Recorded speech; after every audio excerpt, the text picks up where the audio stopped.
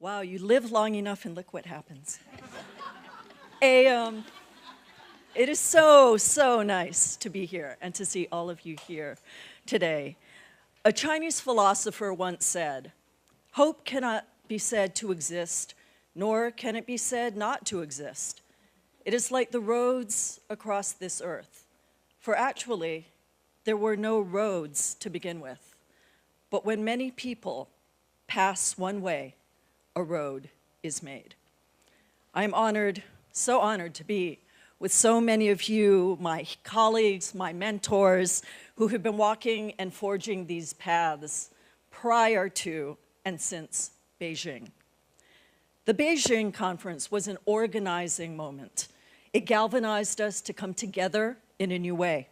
It made US women finally a part of a larger global movement. It grew the US human rights movement from 4 organizations to more than 400. And many of those organizations are led by women of color. And it allowed for the passage of CEDAW 3 years later, right here in San Francisco. It grew a women's international philanthropic movement, and it allowed for indigenous women addressing how the environment had been impacting their lives to be heard, preceding Al Gore, the president, and the Pope on climate change. The concept of girls was lifted to a different level at the Beijing Platform for Action, and the conversations there helped to spark the succeeding conference, United Nations Conference Against Racism, Sexism, and Homophobia, where lesbians were finally recognized.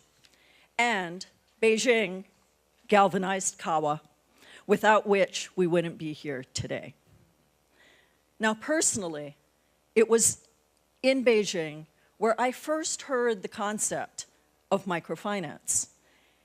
Not because it was the trendy thing that venture capitalists were getting involved in, nor even that it was Muhammad Yunus who would be receiving a Nobel Peace Prize for his work alleviating poverty. But it was really the work of, surprise, a woman, Ella Bhatt, who was doing this work in India through an organization named Sewa, providing small little bits of capital so that a woman could own a cow or have a stall in a marketplace. And it was done to provide these women with a shred of hope, a sense of dignity, and to build community.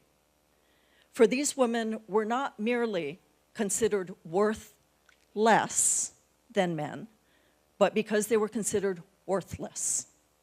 Now, we understand worth less here in our country because we know that women continue to earn a mere 80 cents to every dollar of that earned by a man, and that's on a good day.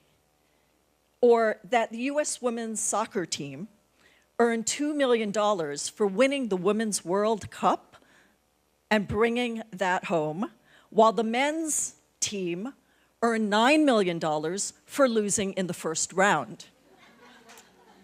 So, keeping Ella somewhere in the recesses of my brain, 13 years later, some of us work slowly, I founded Feed the Hunger Foundation, not as a profit-making venture per se, but as a means to provide an opportunity to allow those who are considered worth less to become a part of building their own communities, and so that together we could create sustainable development. So to Win, to Kawa, to Marilyn, to all of you here, thank you for this award and for allowing me to walk the path for these last few decades with you.